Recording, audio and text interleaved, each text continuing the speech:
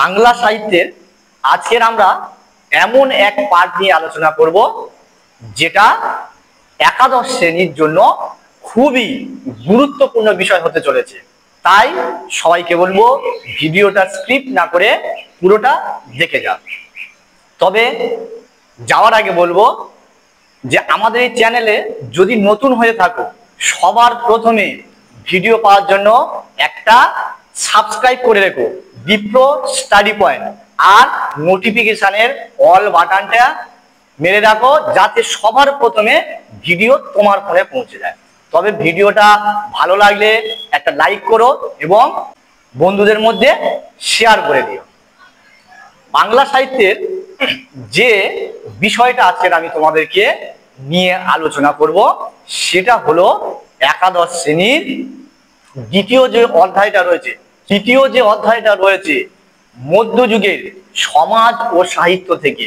এই মধ্যযুগের সমাজ ও সাহিত্যের শ্রীকৃষ্ণ কীর্তনটা নিয়ে আমরা একটু আলোচনা করে দেখি।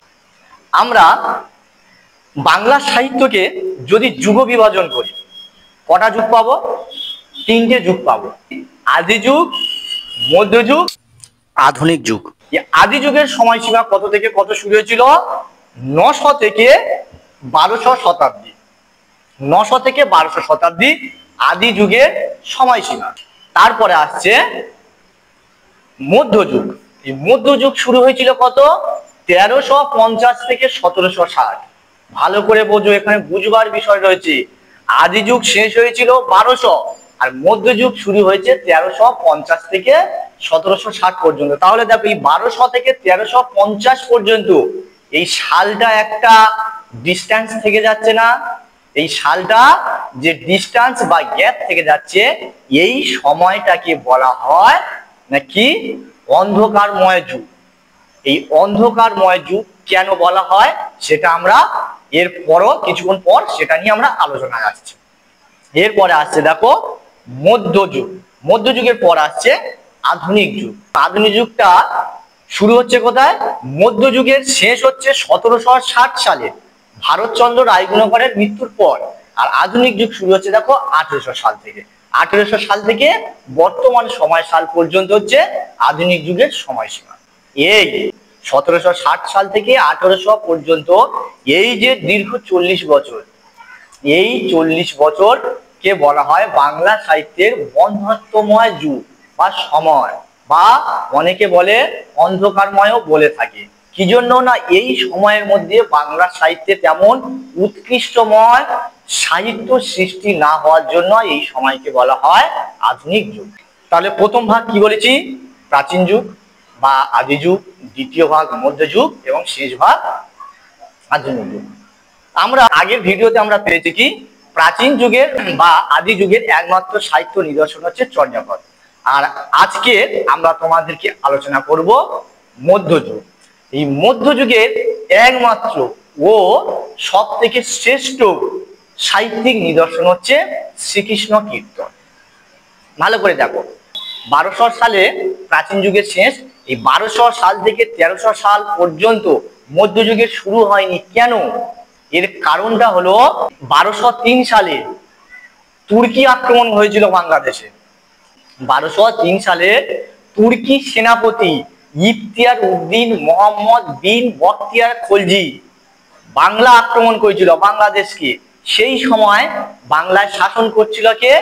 সেন যুগের বা সেন আমলের লক্ষণ সেন তখন বাংলা শাসন করছিল। লক্ষণ সেনের আমলে বাংলায় তুর্কি আক্রমণ ঘটেছিল।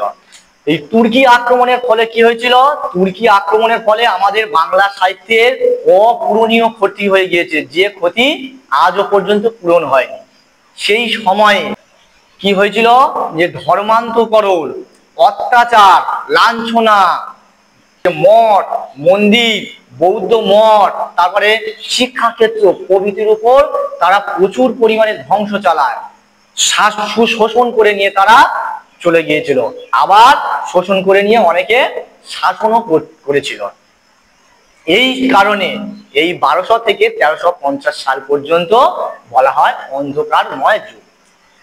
আজকের আমরা যেটা আলোচনা করব মূলত শ্রীকৃষ্ণ কীর্তন কাব্য, সেটা হচ্ছে এই মধ্যযুগের অন্যতম সাহিত্য নিদর্শন। মধ্যযুগটাকে আমরা তিনটে ভাগে ভাগ করছি। মধ্যযুগকে আমরা তিনটে কি ভাগে ভাগ করছি? মধ্যযুগকে তিনটে ভাগে ভাগ করছি। প্রথম ভাগ হচ্ছে প্রাক চৈতন্য পর্ব, তারপর আসছে চৈতন্য পর্ব এবং তারপরে হচ্ছে চৈতন্যোত্তর পর্ব।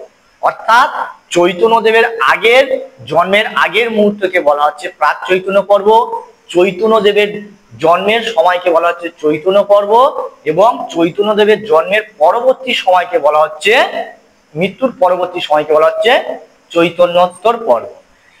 এই চৈতন্যদেব বাংলা সাহিত্যের এক মহান মানুষ।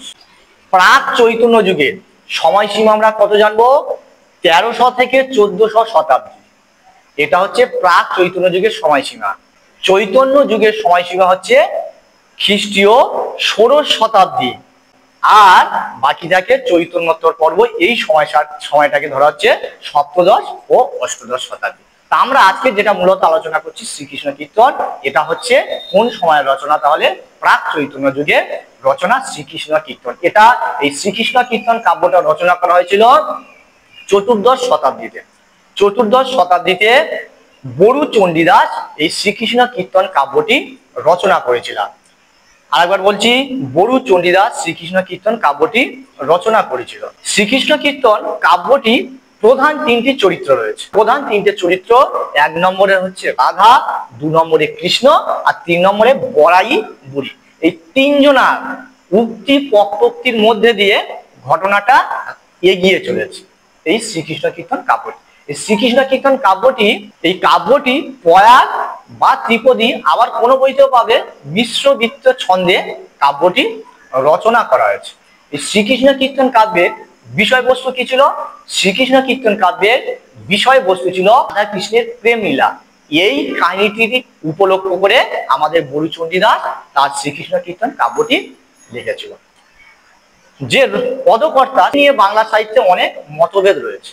বাংলা সাহিত্যে অনেকগুলো চণ্ডীদাস রয়েছে, অনন্ত চণ্ডীদাস, বড়ু চণ্ডীদাস, বাসুলি চণ্ডীদাস। যাই হোক, আমরা ধরে নিই এই কাব্যটি রচয়িতা বড়ু চণ্ডীদাস। জানা যায় বড়ু চণ্ডীদাস বাসুলি দেবীর সেবক ছিলেন এবং ধর্মে তিনি শৈব ধর্মকে তিনি প্রাধান্য দিতেন। এই যে শ্রীকৃষ্ণ কীর্তন কাব্যটি বাঁকুড়া জেলার কাঁকিলা গ্রামের দেবেন্দ্রনাথ মুখোপাধ্যায়ের গোয়ালঘরের মাচা থেকে এটা উদ্ধার করা গিয়েছে। কে উদ্ধার করেছিল? না, বসন্ত রঞ্জন রায় বিদ্যালয়। কি বললাম?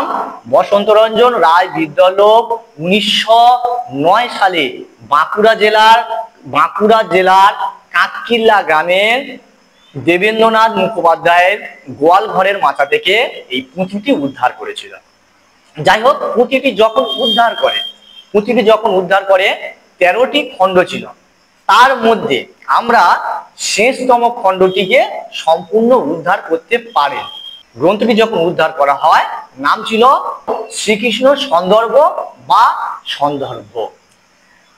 13টি যে আমরা খণ্ড পেয়েছিলাম, এই 13টি খণ্ড, প্রথম খণ্ডের নাম হচ্ছে জন্মখণ্ড। জন্মখণ্ডের পর যতগুলো খণ্ড রয়েছে, একমাত্র শেষ যেটা, তার নাম হচ্ছে রাধা বিরহ, কিন্তু কোনো খণ্ড বলে দেয়নি, রাধা বিরহ। প্রথম থেকে যদি দেখা যায় জন্মখণ্ড, তামুল খণ্ড, দান খণ্ড, বান খণ্ড, বংশীখণ্ড, এইরকম ভাবে কাব্যটি এগিয়ে গিয়েছে, কিন্তু শেষ যে খণ্ড তার নাম দেওয়া হয়েছে রাধা বিরহ খণ্ড। এই শ্রীকৃষ্ণ কীর্তন কাব্যটি উদ্ধার করা হয়েছিল দেবেন্দ্রনাথ মুখোপাধ্যায়ের গোয়ালঘরের মাচা থেকে। কাব্যটি 1916 সালে বঙ্গীয় সাহিত্য পরিষদ থেকে এটাকে পরিমার্জনা বা সংস্কার করে বের করা হয়েছিল। কোথা থেকে বললাম? বঙ্গীয় সাহিত্য পরিষদ থেকে 1916 সালে। এই শ্রীকৃষ্ণ কীর্তন কাব্যটি থেকে যদি তোমাদের কোনো প্রশ্ন জানবার থাকে তাহলে কমেন্ট করো। কমেন্ট করলে অবশ্যই তোমাদের যাবতীয় প্রশ্ন কিংবা মনের মধ্যে কোনো জিজ্ঞাসা থাকলে এখানে আমাদেরকে জানালে সমস্যার সমাধান করে দেবো।